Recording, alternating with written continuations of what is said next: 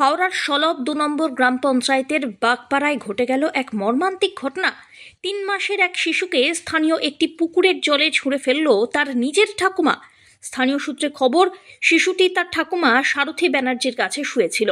মঙ্গলবার সকালবেলায় বাচ্চা চুরি হয়ে গিয়েছে বলে অভিযোগ করা হয়। পাড়ার লোক খোঁজাখুঁজি করে পাশের একটি পুকুর থেকে উদ্ধার করে সেই শিশুর দেহ। ডোমজুর হাসপাতালে নিয়ে গেলে চিকিৎসক মৃত বলে ঘোষণা করেন।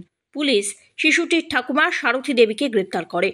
পুলিশের জেরার মুখে সারথী দেবী স্বীকার করেন যে তিনি শিশুটিকে জলে ছুঁড়ে ফেলেছেন। এদিকে এই ঘটনায় এলাকায় গভীর শোকের ছায়া নেমে আসে।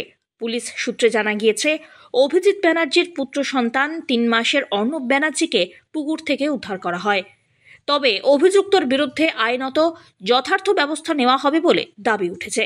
হয়েছে বলতে বাচ্চাটা তো কোনো রোগ নেই, কোনো কিছু নেই, সুস্থ বাচ্চা একদম। আচ্ছা, ও 4:30টার সময় পায়খানা পেয়েছে, ওর শাশুড়িকে এনে রেখেছে। ওর মা ছিল এতদিন, ওর বাবা মারা গেছে, বাবার কাজ আজকেই কাজ।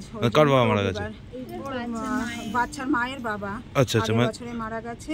আচ্ছা, ওই জন্য আজকে কাজ বলে ও রবিবারে গেছে ওর মা। এবার ওর শাশুড়িকে ওই জন্য রেখে গেছে, কারণ বাচ্চাটা রাত্রিতে কাঁদলে, ছেলেটার নাইট ডিউটি, ওর বাবার বাচ্চার বাবার নাইট ডিউটি, তাহলে রাত্রিবেলা তো একা মা তো সামলাতে পারে না, ওই জন্য ওর মাকে এনে রেখেছিল। এবার ও 4:30টার সময় পায়খানায় গেছে, ও শাশুড়িকে ডেকে দিয়ে গেছে যে মা আমি পায়খানায় যাচ্ছি, পুচু ঘুমোচ্ছে, তাহলে ওকে দেখো। বলছে ঠিক আছে যা।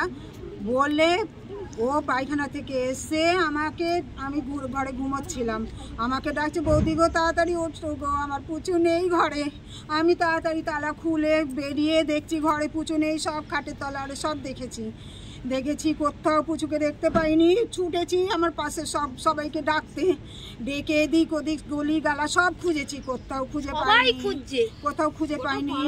অন্তত 1 ঘন্টা পর তারপরে আমাদের জল থেকে তুললো, জলে ফেলে দিয়েছে। ওর শাশুড়ি নিজে থেকে পাড়ার তরফ থেকে আমি অনুরোধ করছি ওই মহিলাকে আমাদের হাতে তুলে দিন, আমরা ব্যবস্থা করব। Bureau report.